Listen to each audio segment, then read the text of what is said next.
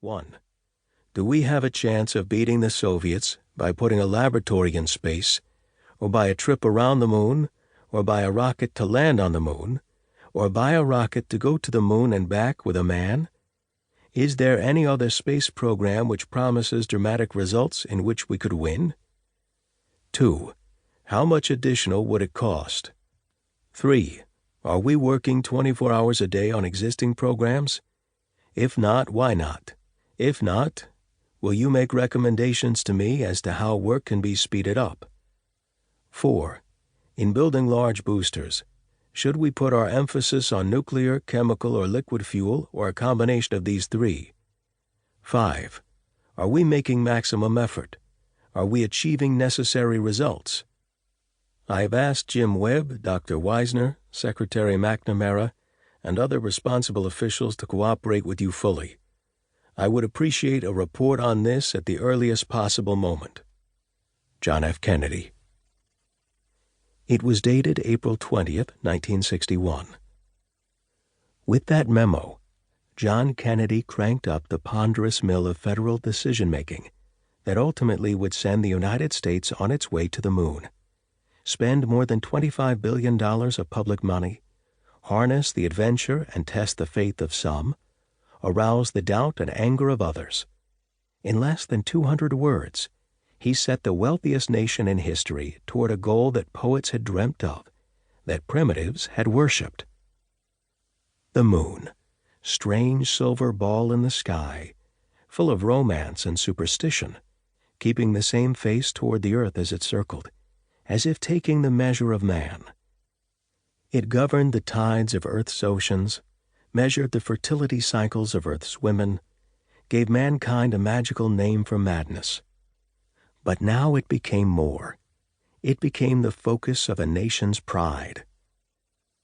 And finally, in July of 1969, after 8 years of transient triumph and recurrent despair, an American would set foot on the moon, the first human to test its sun-baked, crusty soil.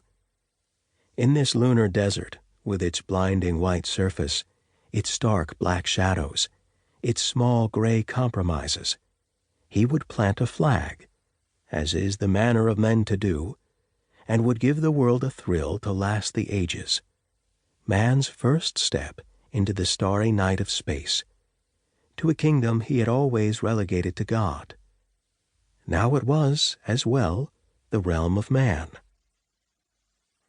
Yet, so oddly, this all began with hurt national pride, with a sudden fearsome imbalance in earthly power, and with the political pragmatism of one man who realized that the United States could not be second in the eyes of the world, because second was last.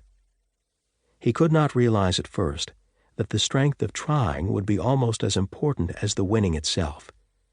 He could not know that the knowledge and the riches would spread through the fabric of American life.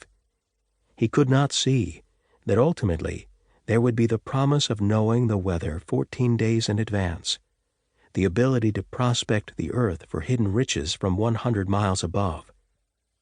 No one could know then that man one day would watch from space to see the migration of shrimp, the withering of forest or wheat field, that he would map a nation or a continent in an afternoon, and use his newfound prominence for 101 tasks that the view from the highest hill afforded.